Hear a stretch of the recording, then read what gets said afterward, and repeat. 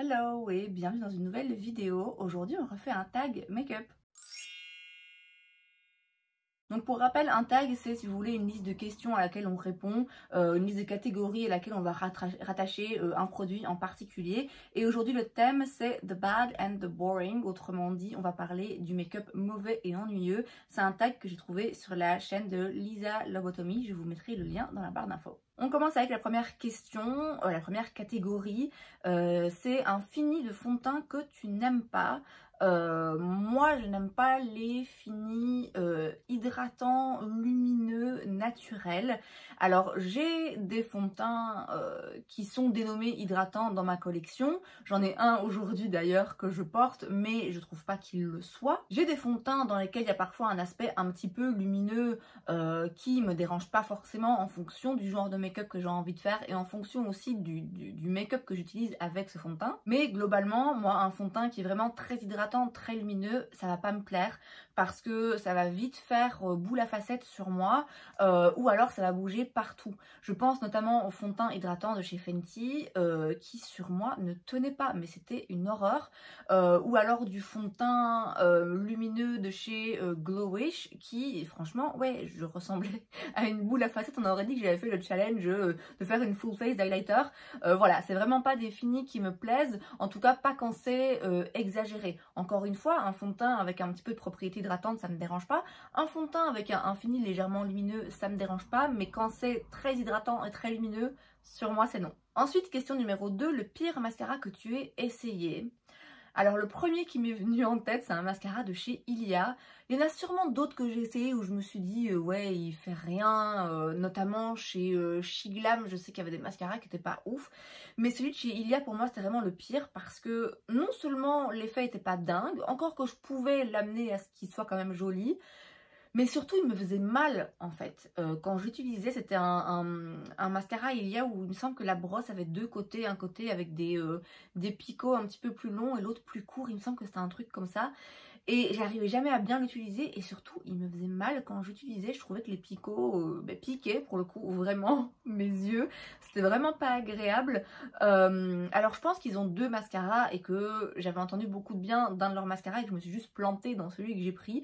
Mais du coup j'ai jamais eu envie de retenter l'expérience et d'essayer l'autre parce que vraiment ça faisait, ça faisait hyper mal.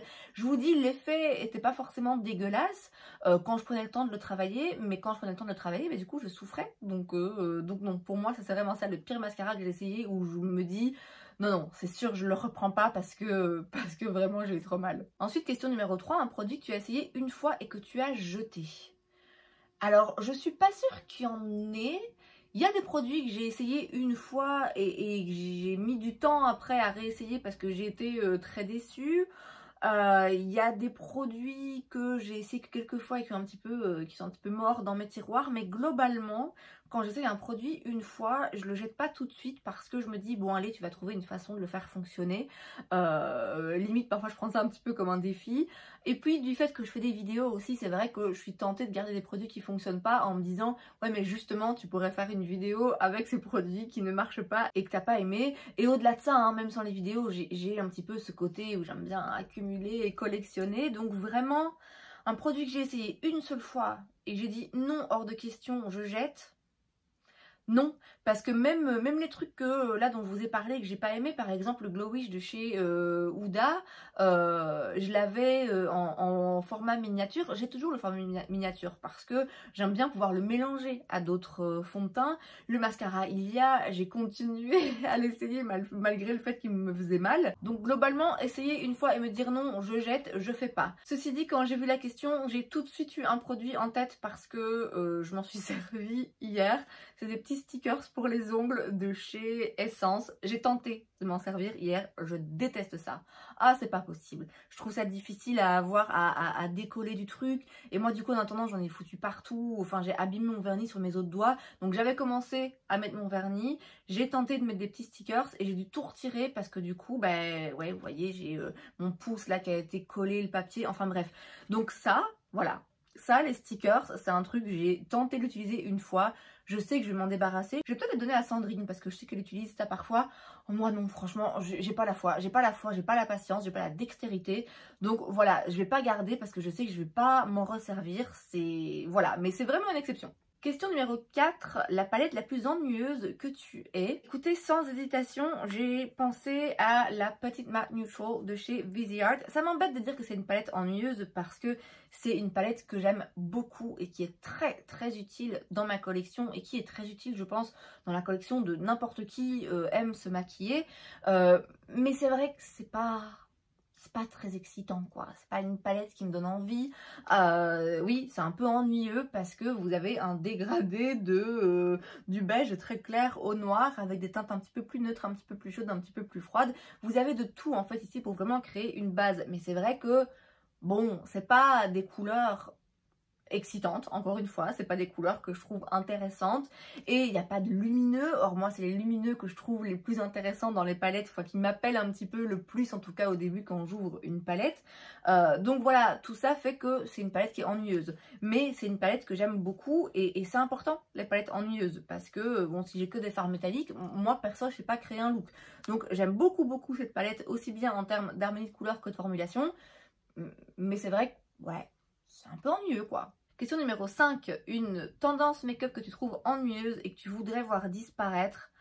Alors que je trouve ennuyeuse et que je voudrais voir disparaître, c'est un petit peu extrême parce qu'en soi je m'en fous un peu, d'autant plus que voilà, je suis même plus sur Insta, donc je vous avoue que je suis pas forcément au courant des dernières tendances, mais la tendance que je trouve un peu ennuyeuse, à laquelle je pense immédiatement, c'est la tendance un petit peu clean girl, où il n'y a pas beaucoup sur le teint, il n'y a pas beaucoup sur les yeux, c'est vraiment très, ouais, très clean, très sain, très dewy, très lumineux, très... pas beaucoup de make-up, vous voyez, et ça, oui, je trouve qu'on a un petit peu fait le tour. C'est joli, hein, c'est très joli, mais d'une part... c'est très joli quand on a 20 ans et qu'on a une peau parfaite, et d'autre part, mais on a vite fait le tour parce qu'à partir du moment où l'esthétique de ce genre de look, c'est de mettre juste un petit blush et un bronzer lumineux, très naturel, et de mettre un truc un petit peu lumineux sur les yeux, juste une teinte comme ça vite fait, ben oui, forcément on a vite fait le tour parce qu'il n'y a pas... Il n'y a pas forcément beaucoup de place, je trouve, pour le côté créatif et le côté coloré. Enfin, c'est pas ça le but de la tendance. Donc c'est vrai que, tout en étant très jolie, encore une fois, ouais, je trouve ça un petit peu ennuyeux. Maintenant, une tendance make-up que je voudrais vraiment voir disparaître, et là, là ouais, je suis extrême, mais là il est temps, c'est les marques de célébrité. Alors, je sais pas si c'est encore très tendance, il me semble qu'on en voit un petit peu moins maintenant, et il est temps que ça s'arrête. Il est temps que ça s'arrête, il est temps que quelques-uns disparaissent parce que je suis désolée mais je trouve qu'ils n'ont rien à faire là.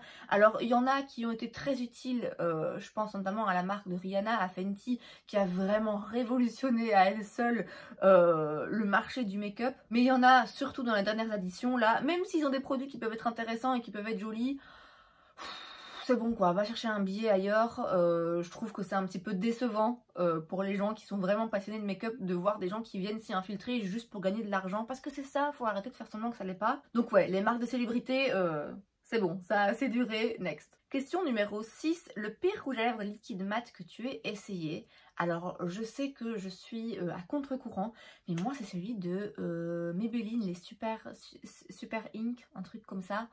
Alors j'ai les vinyles, enfin j'en ai deux que j'aime vraiment bien, mais alors ouais je crois que c'était le Super Ink Matte, bref je sais plus c'était quoi le nom, j'essaierai de vous trouver une image que je vous mettrai là. Oh, j'ai vraiment pas aimé, je le trouvais collant, on le sentait beaucoup, il était hyper asséchant. Alors bon, un rouge à lèvres liquide mat, a priori ça va un peu assécher vos lèvres, il n'y a rien à faire. Mais je le trouvais vraiment désagréable. J'ai testé des rouges à lèvres liquide mat que je trouve assez agréables. Agréables dans la mesure du possible. Mais celui-là, vraiment, j'aimais pas du tout. ouais, je trouvais qu'il collait, j'avais l'impression du coup ça faisait des transferts bizarres, vraiment pas aimé. De nouveau, il y a certainement d'autres rouges à lèvres liquide mat que j'ai pas adoré. Il me semble qu'il y en avait un chez Max Factor, que j'avais essayé un produit, je m'étais dit non, ça j'aime pas du tout. Chez Shiglam, il me semble aussi avoir essayé un rouge à lèvres liquide mat qui était très asséchant. Mais celui-là chez Maybelline m'a vraiment marqué, justement parce que c'est un rouge à lèvres liquide mat que tout le monde adorait. Et moi, non, j'ai vraiment pas aimé. Question numéro 7, la couleur la plus ennuyeuse selon toi? Beige. Beige, encore une fois, hein, c'est une couleur ennuyeuse mais qui peut s'avérer très utile. Mais ouais, le beige, clairement c'est chiant et en même temps c'est difficile parfois à trouver un bon fard beige. Je pense que la couleur la plus ennuyeuse c'est le beige qui est trop foncé que pour que vous puissiez le mettre en dessous de vos sourcils et qui est en même temps trop clair que pour qu'il serve vraiment à quelque chose et qui se voit sur la paupière. Vous savez, ce beige qui est très beige et qui du coup sert pas à grand chose, qui peut s'avérer utile. Mais oui, bon voilà, les fards beige, de nouveau, voilà, c'est utile, c'est pas le truc le plus excitant dans une palette de fard à paupières. Hein. Question numéro 8, la marque qui sort le make-up le plus ennuyeux. J'ai pensé à Tarte tout de suite. Pourtant, il y a des produits chez Tarte que j'adore. L'anti-cerne, le Shape Tape, pour moi, c'est toujours mon anti-cerne préféré. Un produit pour les lèvres de chez Tarte que j'aime beaucoup. Il y a des blushs que j'aime beaucoup. Il y a vraiment beaucoup de produits chez Tarte. Le primer qui vient vraiment bien combler les pores. Il y a des produits chez Tarte que je trouve vraiment très beaux. Mais en fait, j'ai tout de suite pensé à cette marque parce que je sais que quand ils sortent des palettes de fard à paupières, c'est toujours la réflexion que je me fais, c'est ouais, boring, vraiment c'est ennuyeux quoi, j'ai l'impression qu'on a déjà vu ça 1000 fois. Après ça marche et c'est dans leur ligne directrice, j'ai envie de dire. Si Tarte commençait à sortir des palettes de fard à paupières complètement loufoques, ça rentrerait pas dans leurs produits, dans leur collection, dans leur façon de faire et dans leur public cible. Mais c'est vrai que surtout leur palette de fard à paupières, à chaque fois je me dis... c'est d'un ennuyeux, pour le coup, c'est vraiment des déclinaisons de beige et de nude et on tourne en rond quoi. Donc ouais, c'est vraiment la marque à laquelle j'ai pensé tout de suite. Pourtant c'est une marque que j'aime beaucoup, mais ouais, quand ils sortent des nouvelles collections, bien souvent, ouais, c'est la réflexion que je me fais, c'est un peu ennuyeux. Question numéro 9, l'étape la plus ennuyeuse dans ta routine make-up, les sourcils. Les sourcils, ouais... Moi, je me fais chier quand je fais mes sourcils. Autant le teint, il y a toujours des façons de faire différentes. Les yeux, bah, forcément, c'est là où je peux le plus sortir de ma zone de confort et utiliser de ma créativité. Les lèvres, pareil.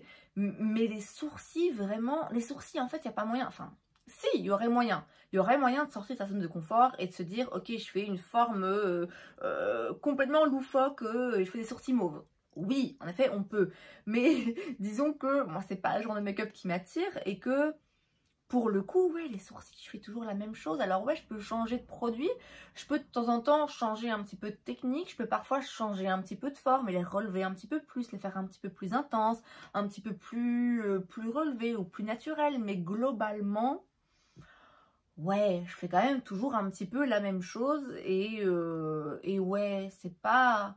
c'est vraiment la partie de mon make-up qui me passionne pas et que je trouve un petit peu ennuyeuse pour le coup. Et enfin, 10e et dernière question, si tu devais choisir, est-ce que tu préférais une bonne base et un look pour les yeux qui soit mauvais, ou à l'inverse, une mauvaise base et un look sur les yeux qui soit joli? C'est une question à laquelle j'avais déjà répondu dans le tag que j'ai fait précédemment, et je vais répondre la même chose. Je préfère une bonne base et un look sous les yeux qui soit pas ouf, parce que sur les yeux, ça me dérange pas d'avoir du fard à paupières dans une couleur qui est pas forcément flatteuse, ou d'avoir un look un petit peu trop intense. Je sais ce qui me va et ce qui me va pas, et pour autant parfois je vais faire un look sur mes paupières qui ne va pas forcément, mais juste parce que j'ai envie de jouer avec du make-up, avec des fards à paupières, avec des couleurs, avec des textures. Donc parfois je vais intentionnellement faire un look sur mes paupières qui, je sais, ne va pas être plus flatteur pour moi, alors que pour le teint, j'essaye toujours que ce soit réussi. Je trouve ça difficile de négocier avec un teint qui est vraiment avec une base qui est vraiment pas bien faite, alors que pour les yeux, voilà, il y a quand même toujours moyen de s'en sortir et de jouer la carte de la créativité. Et aussi je porte des lunettes, donc il y a toujours un petit peu moyen de cacher la misère, alors que pour le teint, si c'est pourri, ça se voit direct. Et écoutez, c'en est tout pour ce tag. Je vous invite à le recréer, hein, comme à chaque fois avec ce genre de tag. C'est ça aussi qui est marrant, c'est de pouvoir voir un petit peu les réponses des autres. Moi en tout cas, c'est le genre de vidéo que j'aime beaucoup faire, et donc j'espère que vous aurez apprécié la regarder et que vous apprécierez peut-être répondre aux questions vous-même. Et c'est donc tout pour cette vidéo, j'espère que ça vous a plu. Si c'est le cas, n'hésitez pas à laisser un like. Vous pouvez aussi vous abonner à ma chaîne parce que c'est gratuit, donc pourquoi pas. Et moi je vous vois la prochaine fois. Bye!